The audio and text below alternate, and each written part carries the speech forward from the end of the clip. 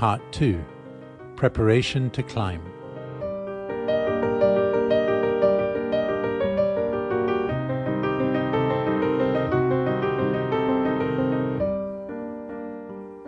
From the Yoga Sutras of Patanjali. From acceptance, the disciple gains happiness supreme. One of the wise has said, accept conditions, accept others, accept yourself. This is the true acceptance, for all these things are what they are through the will of the higher self.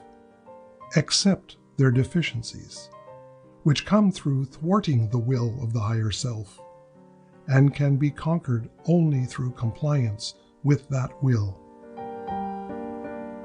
From the Digha Nikaya, the Long Discourses of the Buddha. Here, sirs, a single word from me. Our Buddha's teaching was acceptance. From selections from the writings of the Bab. Bestow upon me my portion, O Lord, as thou pleasest, and cause me to be satisfied with whatsoever thou hast ordained for me.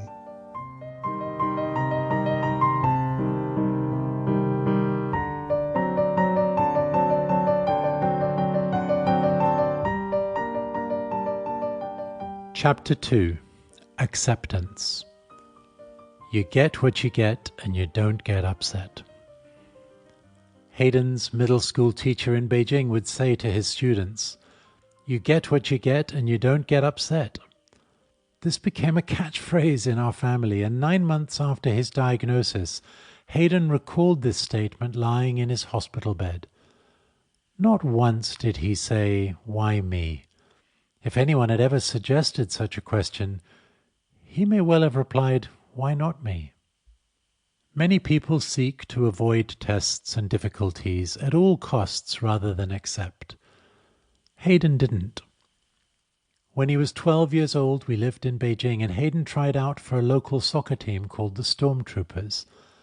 He didn't make the team that first attempt, nor the second. At the start of the third season, Hayden showed up again, equally as determined, and this time he made the squad. Throughout the seasons, he remained undeterred and resilient. Giving up was rarely an option for him, even as a young lad. There is a Chinese proverb that says, 吃得苦中苦，方为人上人. He who tastes the most bitter is the greatest of men. In other words, only by withstanding the hardest of hardships can you hope to rise to greatness. After years of observation in China, I will generalize and say that this concept is a deeply ingrained aspect of life within Eastern societies. In contrast, Western societies seek to avoid pain and suffering wherever possible. The primary goal is to seek pleasure at both the individual and societal levels. A pleasure-seeking life replaces a growth-seeking life. As a result, indulgence becomes the norm, and the inevitable hardships of life lead to disappointment and sometimes an inability to cope.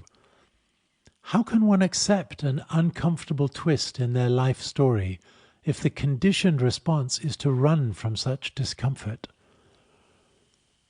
When difficulties confront us, it is wise advice to confront them in return. You get what you get, you don't get upset, and you keep moving. Don't waste energy on avoidance. When climbing a mountain, this means putting one foot in front of the other. As long as we keep moving, we begin to see that our challenges are opportunities to strengthen ourselves, to build our inner resolve, to push beyond the discomfort. Everything in nature is in ceaseless movement, whether visible or not. If we aren't moving forward, by implication we are moving backward. The processes of To keep listening to this audiobook, I've left you a link in the description so you can do it at no cost thanks to Audible's 30-day free trial.